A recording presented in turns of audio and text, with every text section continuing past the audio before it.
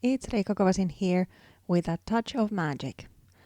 I'm doing an art journaling spread with inspiration from these die cuts from Stamperia. I'm using alcohol inks for my background, so first I need to seal the paper I'm using. This is Fabriano cardstock, the same thing I always kind of used for my backgrounds, but I need to make it non-absorbing, so I add a gel on top. After drying the gel, it's then kind of a sealed paper, not UPO, but still the alcohol inks work on top of that without going all smudgy. I'm first adding the blending solution to the base, then some colors, and then a lot of blending solution again before taking a drinking straw and then just blowing kind of the colors to move around, getting this watercolor feathered like effect.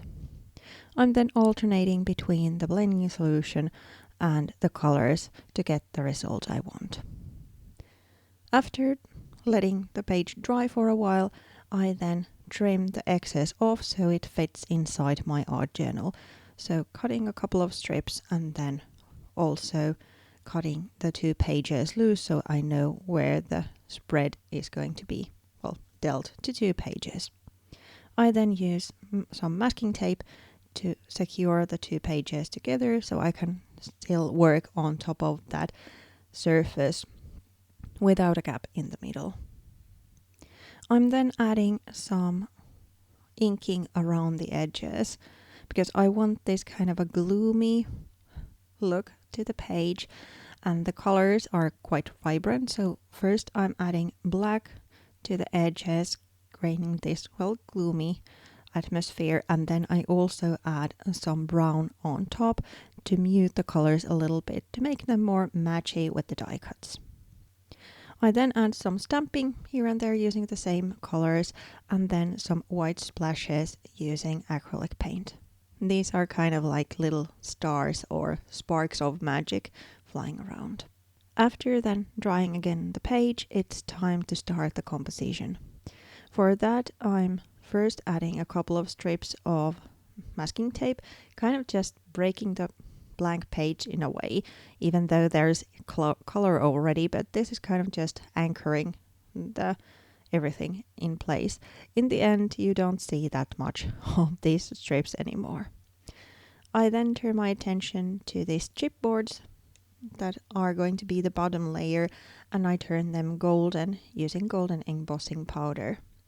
I then add some ink on top and wipe some of it away using the blending solution so the kind of gold is already shining, and then the inking's going to the grooves, kind of making them more tarnished looked.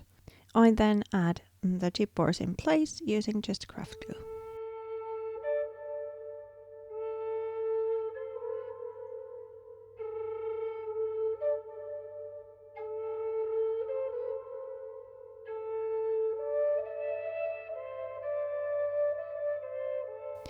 On top of the chipboards, I then make the composition using the die cuts.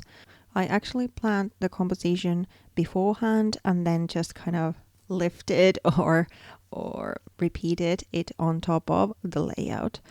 So I'm using foam tape to mount some of the elements and just craft glued some to get it dimensional.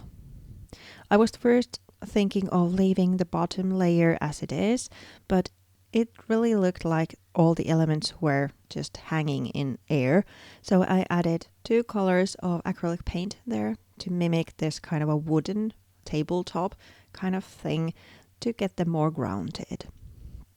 I loaded the brush with 2 colors, intentionally kind of getting these streaks appearing and not just a solid color to get it more like this wood grain. I then added some pieces of masking tape here and there, and then some white stars using a white Posca marker. I'm first drawing the star, then while the color is still wet, just pushing my finger to it, get it a little bit like this halo effect, and then adding a couple of more drawn lines to make it a little crispier. I really like the effect it creates. I then finish the spread with some sentiment stickers from B13 paper collection and then just add some stamping, a little bit more texture to that kind of tabletop surface, and after that I then mount the pages to my journal using double-sided tape.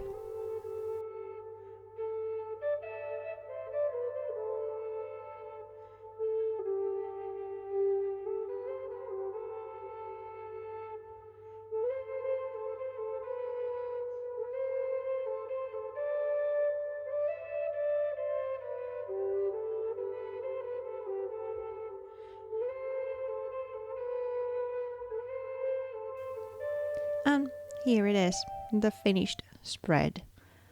I've used alcohol inks with the paper, but with that little trick by sealing it first with a gel. I hope you liked the video, and if you did, you know the drill. Please consider subscribing. Thank you so much for watching, and I'll be seeing you next week. Bye!